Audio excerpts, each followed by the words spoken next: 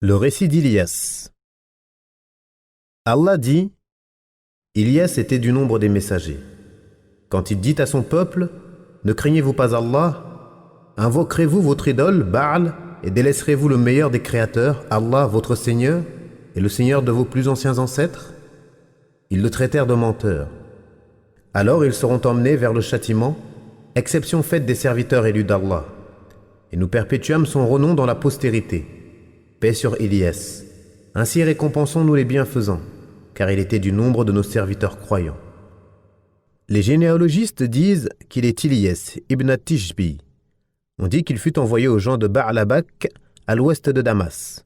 Il les appela à l'adoration d'Allah et a abandonné le culte de leur idole qu'ils appelaient Baal. C'est pourquoi il leur dit: Ne craignez-vous pas Allah? Invoquerez-vous votre idole, Baal, et délaisserez-vous le meilleur des créateurs, Allah, votre Seigneur, et le Seigneur de vos plus anciens ancêtres? Ils le traitèrent de menteur et tentèrent de le tuer. Nous avons rapporté les propos de ceux qui prétendent qu'Ilyas et Al-Khidr se rencontrent chaque année à Bayt al-Maqdis pendant le mois de Ramadan, qu'ils accomplissent le pèlerinage chaque année et qu'ils boivent suffisamment d'eau de Zamzam pour l'année. Nous avons également rapporté le hadith qui dit qu'ils se rassemblent chaque année à Arafah. Et nous avons montré que rien de cela n'était authentique et qu'au contraire les textes montrent qu'Al-Khidr est mort, de même qu'Ilyas. Ibn Munabbih et d'autres rapportent qu'après que son peuple l'ait renié et lui ait causé du tort, il invoqua son Seigneur afin qu'il reprenne son âme. Une monture à la couleur du feu vint à lui, il la chevaucha et Allah lui donna des ailes et le recouvrit de lumière.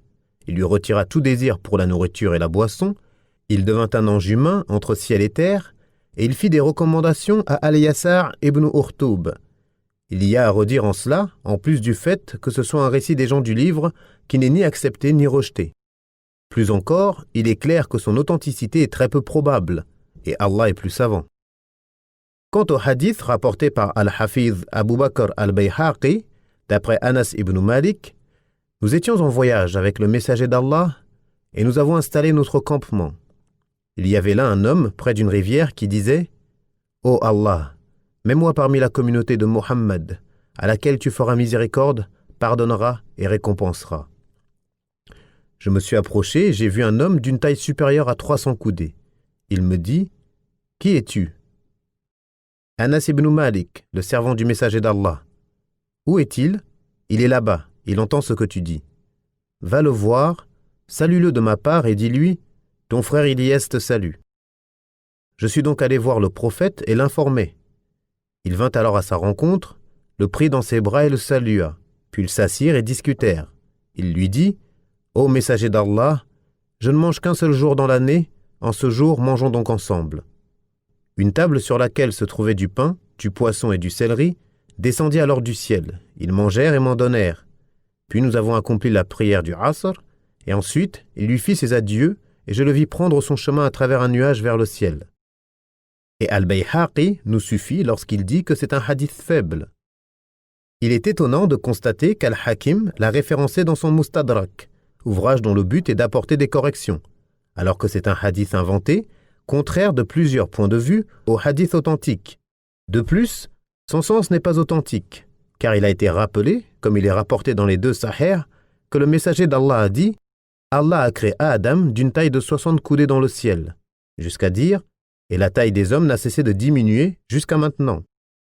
Il est également dit qu'il ne s'est pas rendu chez le messager d'Allah jusqu'à ce que ce dernier vienne de lui-même, ce qui n'est pas authentique, car c'est à lui qu'incombait de se rendre au-devant du sceau des prophètes. Il est aussi dit qu'il mangeait une fois dans l'année, alors que nous avons rapporté, d'après Wahb ibn Munabbih, qu'Allah lui retira tout désir pour la nourriture et la boisson. D'autres rapportent également qu'il buvait suffisamment d'eau de Zamzam pour un an. Ce sont là des informations contraires, toutes sont fausses et rien de cela n'est authentique. Ibn Asakir a rapporté ce hadith avec une autre chaîne de transmission, tout en reconnaissant sa faiblesse, mais il est tout de même étonnant de sa part qu'il l'ait rapporté. Il l'a rapporté d'après Wathila ibn al-Asqa', puis il a cité le hadith dans son intégralité, et parmi les éléments rapportés est que cela se déroula lors de la bataille de Tabouk. Le messager d'Allah envoya Anas ibn Malik et Hudhayfa ibn al-Yaman qui dirent: « Il nous dépassait de 2 ou 3 coudées. Il s'excusa de ne pouvoir se joindre à l'armée des musulmans afin de ne pas faire fuir les chamelles. Il est aussi dit que lorsqu'il rencontra le messager d'Allah, ils mangèrent des nourritures du paradis. Et Ilyas dit « Je mange tous les 40 jours. Et sur la table, il y a du pain, des grenades, du raisin, des bananes, des dattes fraîches, des légumes, sauf du poireau. » Il est aussi dit que le messager d'Allah l'interrogea à propos d'Al-Khidr et qu'il répondit « Je l'ai vu la première année, il m'a dit « Tu le verras avant moi, alors salue-le. » Cela prouve, si on admettait leur existence et l'authenticité de ce hadith, qu'Al-Khidr et Ilyas n'avaient toujours pas rejoint le prophète en l'an 9 de l'Hégire, ce qui est religieusement inacceptable, et cela est également inventé. Ibn Asakir a rapporté d'autres chaînes de transmission dans lesquelles il est dit qu'Ilyas se joignit aux gens, mais elles sont toutes faibles ou leurs transmetteurs sont inconnus.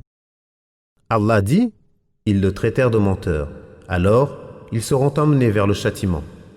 Soit en ce monde et dans l'au-delà, soit uniquement dans l'au-delà. Mais le premier avis est plus conforme au texte, ainsi que l'ont indiqué les exégètes et les historiens.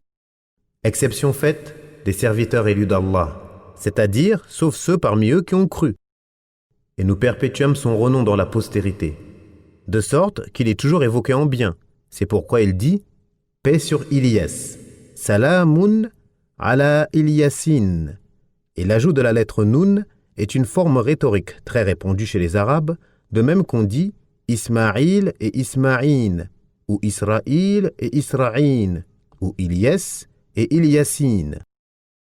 On a également lu ce verset de la manière suivante Salamun ala Al-Yasin. Ainsi le sens devient paix sur les adeptes Ilyas, c'est-à-dire le peuple de Muhammad.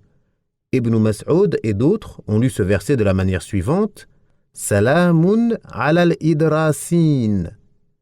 Abu Ishaq rapporte d'après Ibn Mas'ud que Ilyas était Idris, ce qui est également l'avis d'Ad-Dahhak ibn Muzahim. Qatada et Muhammad ibn Ishaq ont également rapporté cet avis. Mais ce qui est authentique est que ce sont deux personnes différentes, comme nous l'avons exposé plus tôt, et Allah est plus savant.